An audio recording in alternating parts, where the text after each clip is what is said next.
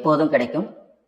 நீங்கள் இதுவரை அறிந்து கொள்ள முடியாத அல்லது தெரிந்து கொள்ளவே இயலாத ஜோதிட சூட்சுமங்களை தொடர்ந்து உங்களுக்கு வழங்குவேன் என்று இந்த இடத்தில் நான் உறுதி சொல்லிக் கொள்கிறேன். சித்திரை நட்சத்திரம் கன்னி மற்றும் துலாம் ராசியில் பிளவுபட்டு நிற்கும் செவ்வாயினுடைய நட்சத்திரம். செவ்வாயினுடைய நட்சத்திரம்னாலே வேகம், வீரம், ஆற்றல், செயல்திறன் மிகுந்தது. செவ்வாயினாலே கோபம், ஆத்திரம், அவசரம், தைரியம், வீரியம், செயலுக்கு பெயர் போன நட்சத்திரம் சித்திரை. எல்லா விதமான செயல்களிலும் சூட்சுமத்தை கைகொள்ளும் விதியுடையது. இதுல 2 பாதங்கள், முதல் 2 பாதம் கன்னி ராசியிலும் மிதி 2 பாதங்கள் 3, 4ஆம் பாதங்கள் துலா ராசியிலும் வரும். ஒன்று புதனுடைய வீடு, இன்னொன்று சுக்கிரனுடைய வீடு. இதுல புதனுடைய வீடு இவர்களுக்கு சிறப்பான வீடாக உருவகப்படுத்த முடியாது. ஏன்னா புதனுக்கு செவ்வாய்க்கு கொஞ்சம் ஆகாது. செவ்வாயினுடைய நட்சத்திரம் புதனுடைய கன்னி வீட்டுல. இந்த இடத்துல கன்னியினுடைய இயல்பை இவங்க முறியடிப்பாங்க. கன்னியினுடைய இயல்பு என்ன? பொறுமை, சகிப்புத்தன்மை, விட்டு கொடுத்து போறது, சூழ்நிலைக்கு தகுந்த மாதிரி தன்னை மாத்திக்கிறது. புதன்னாலே சூழ்நிலைக்கு தகுந்த மாதிரி தன்னை மாத்திக்கிற கிரகம். ஆனா இந்த சித்திர நட்சத்திரத்தை பிறந்தவங்களுக்கு இந்த கன்னி ராசினுடைய குணம் ஒத்தே போகாது. அவங்க சூழ்நிலைக்கு தகுந்த மாதிரி எல்லாம் மாத்திக்க முடியாது.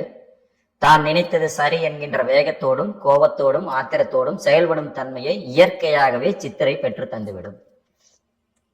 வீரியம் மிகுந்த நட்சத்திரம், காரியம் மிகுந்த நட்சத்திரம். புதனுடைய இயல்புப்படி சமாதானப்படுத்தும் தன்மைகள் இவர்களுக்கு சற்று இருந்தாலும் கூட அதில் கூட தன் காரியம் சாதிக்கப்படுகிறதா என்பதை கவனத்தில் கொள்வார்கள்.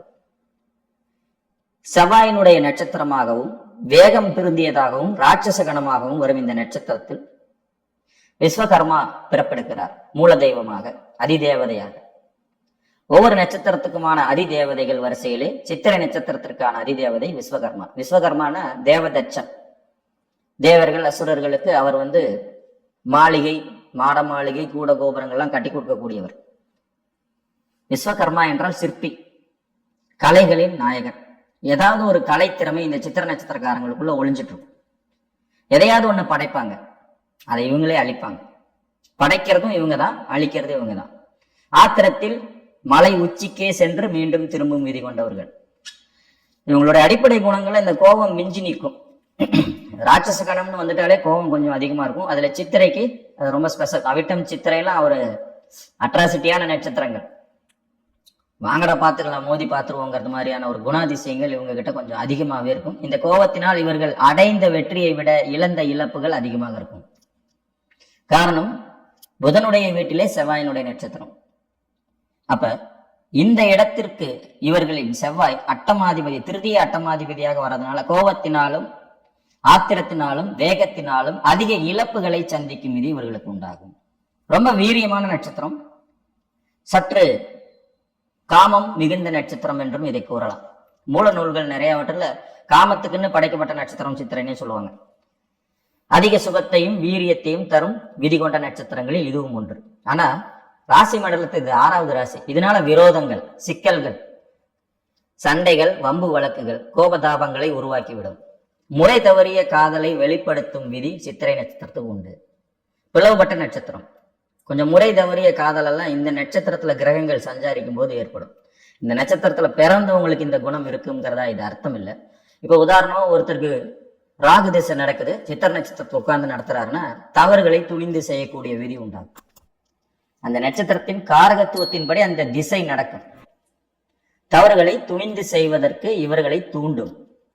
நார்மலாவே தூண்டி விட்டு சிதறிக்கிற குணம் ராகுக்கு உண்டு இல்லைங்களா? அதுல இந்த துலா ராசியில சித்திர நட்சத்திரம் இருக்கும்போது பாத்தீங்கன்னா அங்க ராகுனுடைய நட்சத்திரமான சுவாதியும் இருக்கும்.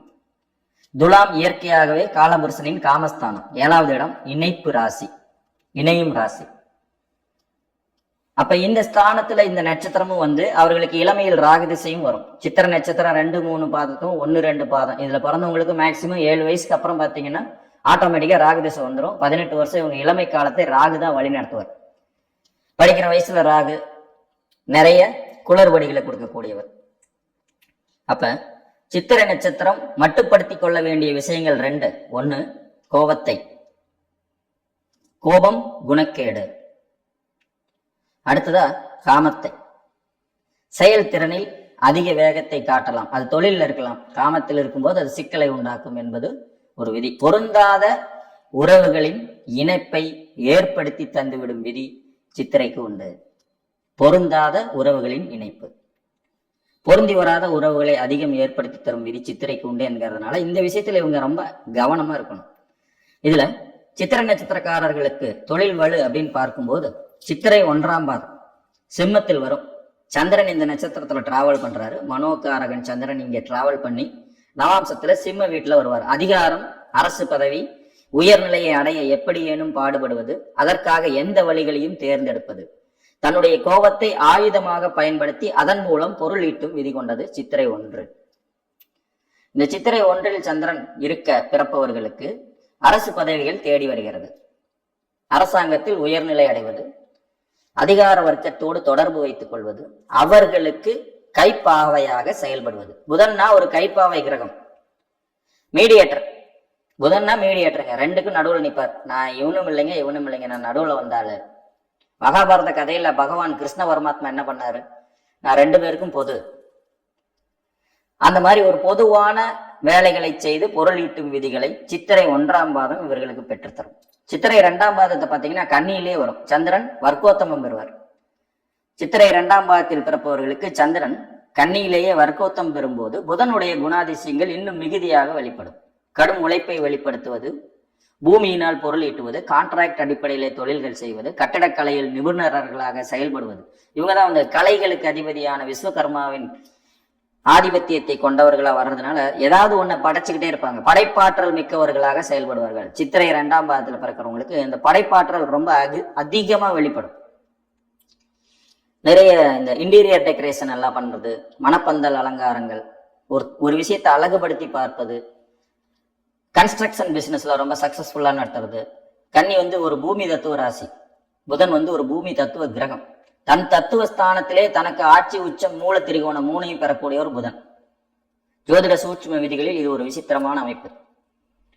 பூமி தத்துவம் கொண்ட புதன் பூமி தத்துவ ராசியிலேயே தனக்கு ஆட்சி, உச்சம், மூல திரிகோணத்தை பெறும்போது இவர்கள் பூமி சம்பந்தப்பட்ட துறைகளில் சித்திரை நட்சத்திரம் 2ஆம் பாதத்தில் பிறப்பவர்களுக்கு மிகச் சிறப்பான வெற்றி வாய்ப்புகள் உருவாகிறது.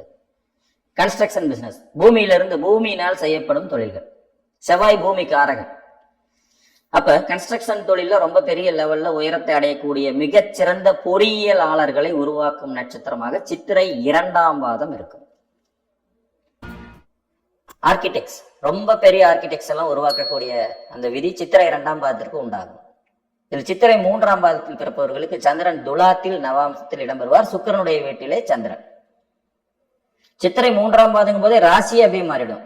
துலாம் ராசி சுக்கிரனுடைய ராசி ஆயிடும். சுக்கிரனுடைய இயல்புப்படி கலைகளில் ஆர்வம், சந்தோஷத்தை அனுபவிப்பதற்காகவே பிறவி எடுக்கும் விதி. சந்தோஷமா வாழணும், சந்தோஷமா இருக்கணும், சந்தோஷத்தை அனுபவிக்கணும், தானும் அனுபவித்து மற்றவர்களையும் சந்தோஷப்படுத்தும் விதி. அதை ஆக்ரோஷமாக செயல்படுத்தும் கிரகம் செவ்வாய். இப்ப செவ்வாயினுடைய வீரியம், சுக்கிரனுடைய அனுபவிக்கும் தன்மை, இது இரண்டும் சித்திரை 3-4 பாதங்களுக்கு சற்று மிகுதியாக இருக்கும். சித்திரை 3ஆம் பாதத்தில் சந்திரன் டிராவல் பண்ணும்போது அங்கேயும் அவர் வர்க்கோத்தமம் பெறுவார். துலாத்திலேயே இருந்து துலாத்திலேயே நவாம்சத்திலேயே அடையும் போது சுக்கிரனுடைய இயல்புகள் மிக அதிகமாக வெளிப்படும். சுக்கிரனுக்குடைய தொழில்களில் வெற்றி பெறுவார்கள். ஆர்கிடெக்ட்ஸ், இன்ஜினியரிங், அழகு சாதன பொருட்கள் விற்பனை நிலையம், அழகுபடுத்திக் கொள்வது, கலைத்துறை, கலைத்துறையிலே மிக பெரும் மேன்மைகள் அடைவது, இணைவு, இணைப்பு, இவைகளின் மூலமாக லாபம் பெறுவது, அழகு சாதன பொருட்களின் விற்பனையில் மிகச் சிறப்பான நுண்ணியமான கலை வேலைப்பாடு மிக்க பொருட்கள், இந்த கலை பொருட்கள் வியாபாரம் செய்வது, பழங்கால பொருட்களை சேர்த்து வைத்து அதை காசாக்குவது, இந்த தபால் தலை சேர்த்து வைக்கிறது, இந்த பழங்கால நாணயங்கள் சேர்த்து வைக்கிறது, இதெல்லாம் இந்த சித்திரை நட்சத்திரம் 3ஆம் பாதத்தினுடைய வெளிப்பாடா வரும். சுக்கிரன் இவர்களுக்கு எப்படியேனும் சந்தோஷத்தை பெற்றுக் கொடுத்து விடுவார். சித்திரை 4ஆம் பாதத்தினுடைய சூட்சுமம் பார்த்தீங்கன்னா விருச்சிகத்துல போய் சந்திரன் நீச்சம் அடைவார். தன்னுடைய இயல்பை சந்திரன் இழக்கும் இடம் விருச்சிகம்.